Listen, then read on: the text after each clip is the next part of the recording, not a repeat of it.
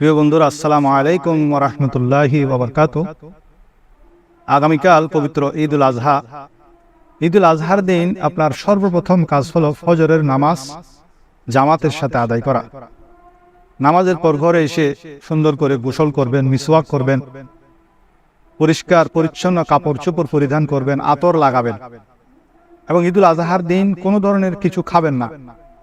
না খেয়ে ঈদগাহে অথবা মসজিদের দিকে চলে যাবেন।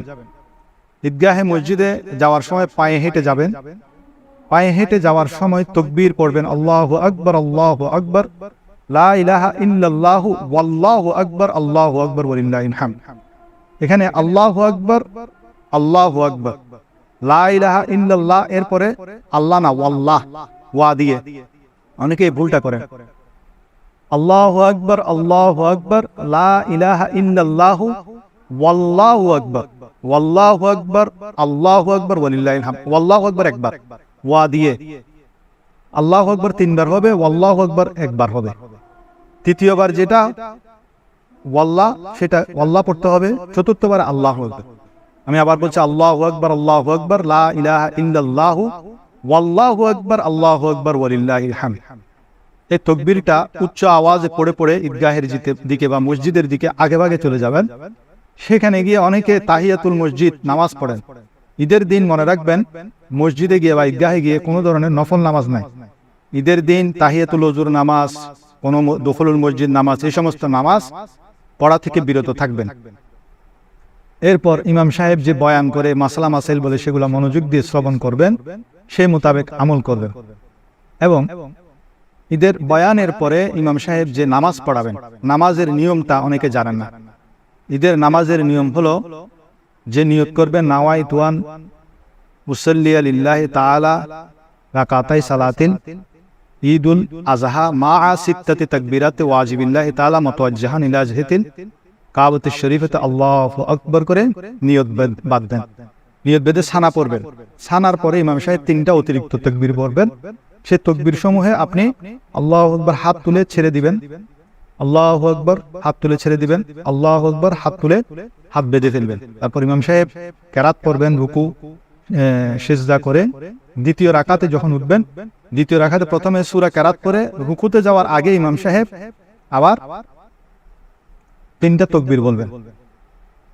ওই তাকবীর সমূহের মধ্যে আপনি আল্লাহু আকবার বলে হাত তুলে ছেড়ে দিবেন, আল্লাহু আকবার হাত তুলে ছেড়ে দিবেন, আল্লাহু আকবার হাত তুলে ছেড়ে দিবেন। চতুর্থ তাকবীর আল্লাহু আকবার বলে রুকুতে যাবেন। রুকু সিজদা করে নামাজ শেষ হওয়ার পর তাকবীর যেটা নামাজের পরে সেটা ইমাম সাহেব পড়বে। এরপরে খুতবা দিবেন। খুতবার শুরুতে ইমাম সাহেব আল্লাহু আকবার, আল্লাহু আকবার, আল্লাহু আকবার, আল্লাহু আকবার যে বলেন, খুতবার মধ্যে যে তাকবীরগুলো পড়েন সেগুলা মুক্তাদিদের পড়তে হবে না। অনেকে ইমাম সাহেবের সাথে খুতবার তাকবীরগুলো পড়তে থাকে, অথচ খুতবা যখন দেয় তখন চুপ করে আপনাকে শুনতে হবে। সেখানে ইমাম সাহেব যে তাকবীর সমূহ পড়তেছেন সেটা খুতবার অংশ, সেটা ইমাম সাহেবের সাথে আপনার পড়ার প্রয়োজন নেই, আপনি পড়বেন না।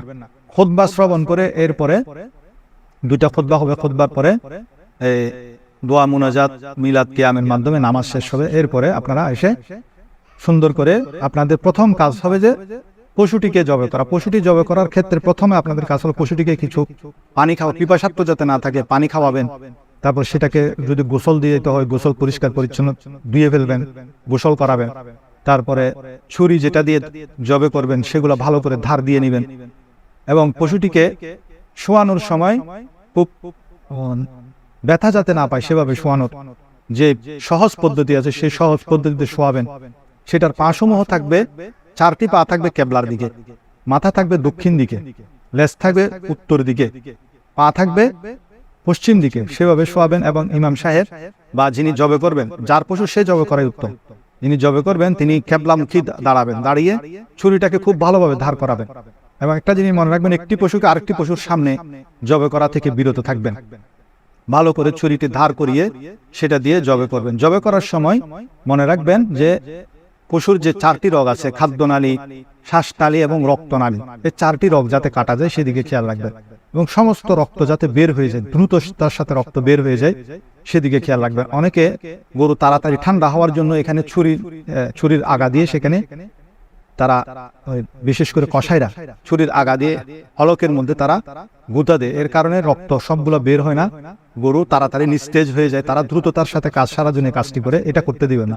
এটা করলে গরুর শরীরের ভিতর থেকে সমস্ত রক্ত বের হতে পারে না, আগে থেকেই সেটা ঠান্ডা হয়ে যায়, রক্তগুলো সেখানে থেকে যায়। গরুর রক্তের সাথে গোস্তের সাথে যদি রক্ত থাকে সেটা শরীরের জন্য অনেক ক্ষতিকর, সেজন্য সেটা যাতে না করে সে নিয়ম অনুযায়ী 2-3 মিনিট সময় লাগে, 2-3 মিনিট 4 মিনিট যতক্ষণ লাগে, যখন ঠান্ডা হবে তারপর সেটা প্রসেসিং যেটা সেটা করবেন, সেটা খালানোর কাজ শুরু করবেন। ঠান্ডা হওয়ার আগে সেটাকে খালাবেন না। এবং মনে রাখবেন যে পশু জবে করার সময় যে দোয়া সমূহ আছে অনেকে সেগুলো জানে না, দোয়া জানেন না জানেন, শুধু আপনি নিজের গরু নিজে যদি জবে করেন বিসমিল্লাহি আল্লাহু আকবার এটা বলে জবে করে দিলে আপনার পশু জবে হয়ে যাবে। এতটুকু বলতে পারলে হবে, এতটুকু বলাটা আপনার জন্য খুব জরুরি। বিসমিল্লাহি আল্লাহু আকবার। একটা পশু যদি একজন কিছুক্ষণ ছুরি চালিয়ে আরেকজন ছুরি ধরে, তাকেও বিসমিল্লাহ আল্লাহু আকবার বলতে হবে। আবার অনেক সময় দুইজন একসাথে ছুরি ধরে, দুইজনে ধরলে দুইজনকে বিসমিল্লাহ আল্লাহু আকবার বলতে হবে, সেই জিনিসটা খেয়াল রাখবেন। আর জবে করার পর আপনারা পশুর গোস্ত রান্না করার পরে তারপর এই রান্নাকৃত গোস্ত দিয়ে খাওয়াটা প্রথম কোরবানির দিন খানা খাওয়াটা সুন্নত। এখন আপনার যদি প্রসেসিং করতে করতে একদম মাগরিবের পর এশা রক্ত হয়ে যায়, তখন তো আর পারবেন না, তখন আপনারা কাজও করতে পারবেন না, সেজন্য তখন আপনারা খেয়ে নেবেন। অনেক সময় যারা ভাগে কোরবানি করেন, ভাগটা করতে করতে সন্ধ্যা হয়ে যায়, তখন আপনারা খেয়ে নেবেন। এরপরে আপনারা কাম করার পরে আপনারা নখ চুল যেগুলো এতদিন কাটেন না সেগুলো কেটে ফেলবেন, তাহলে আরেকটা কোরবানির সওয়াব আপনারা অর্জন করতে পারবেন। তো এভাবে আমরা ঈদের দিনটাকে কাটাবো। আর কোরবানির গোশত যদি আপনারা ভাগে কোরবানি করেন তাহলে অবশ্যই ওজন করে মেপে মেপে ভাগটা যার যার ভাগ তাকে বুঝিয়ে দিবেন, যাতে কারো মনের মধ্যে কোনো ধরনের খটকা না থাকে। সেজন্য ওজন করে যারা ভাগে কোরবানি করেন ওজন করে মেপে মেপে ভাগ করবেন, যাতে কোনো ধরনের খটকা না থাকে। আর ভাগ করার পর আপনার ভাগটা আপনি করে এনে এবার আপনি সেটাকে 3 ভাগ করেন। 3 ভাগ করে 1 ভাগ নিজে রাখবেন, 1 ভাগ আত্মীয় স্বজনকে দিবেন, 1 ভাগ গরিব মিসকিনকে দিবেন। যদি আপনি চান যে না আমি কিছু দিব আর বেশিরভাগ রেখে দিব, সেটাও জায়েজ আছে। তবে উত্তম হলো আপনি 3 ভাগ করে 1 ভাগ গরিবদেরকে দিবেন, 1 ভাগ আত্মীয় স্বজনকে দিবেন, 1 ভাগ নিজে রাখবেন। আর অনেকে বলেন যে আমি কোরবানির গোশত কতদিন খেতে পারবো? কোরবানির গোশত আপনি যতদিন ইচ্ছা ততদিন খেতে পারবেন, এর মধ্যে কোনো বাধ্যবাধকতা নাই যে এতদিনের মধ্যে খেতে হবে, মুহররমের ভিতরে খেতে হবে বা মুহররমের পরের খেতে হবে, এই ধরনের কোনো বাধ্যবাধকতা নাই। যতদিন ইচ্ছা ততদিন আপনি রেখে খেতে পারবেন। কারণ ইসলামের প্রথম যুগে এটাকে 3 দিনের বেশি খাওয়ার জন্য নবীজি নিষেধ করেছিলেন, কিন্তু পরবর্তীতে যখন মুসলমানদের মধ্যে সচ্ছলতা দেখা দিল তখন নবীজি সেই হুকুমটা উঠিয়ে নিয়েছেন, বলেছেন যে তোমাদের ইচ্ছা মতো যতদিন ইচ্ছা ততদিন রেখে তোমরা কোরবানির গোশত খেতে পারবে। আর কোরবানির গোশত খাওয়াটা সেটাও নবীজির সুন্নত। আমার নবীজি নিজ হাতে কোরবানি করতেন এবং কোরবানির পশুর গোশত খুব শৌকের সাথে খেতেন। সেজন্য কোরবানির গোশতটাকে তাবরুক মনে করে খাবেন। অনেকে বলে আমার প্রেশার এই সেই, এগুলো না বলে আপনি এটা তো আল্লাহ মেহমানদারি করতেছেন, আল্লাহ হলেন মেজবান, আমরা হলাম কোরবানির দিন আল্লাহর মেহমান। সেজন্য শৌকের সাথে খেয়ে ফেলবেন, ইনশাআল্লাহ আপনার রোগ থাকলে রোগও অনেক সময় ভালো হয়ে যাবে। এটা এমন একটা বরকতময় এই কোরবানির গোশত, সেজন্য শৌকের সাথে কোরবানির গোশত খাবেন, নবীর সুন্নত মনে করে খাবেন। আল্লাহ রাব্বুল আলামিন আমাদের প্রত্যেকের কোরবানিকে কবুল করুন, আমিন।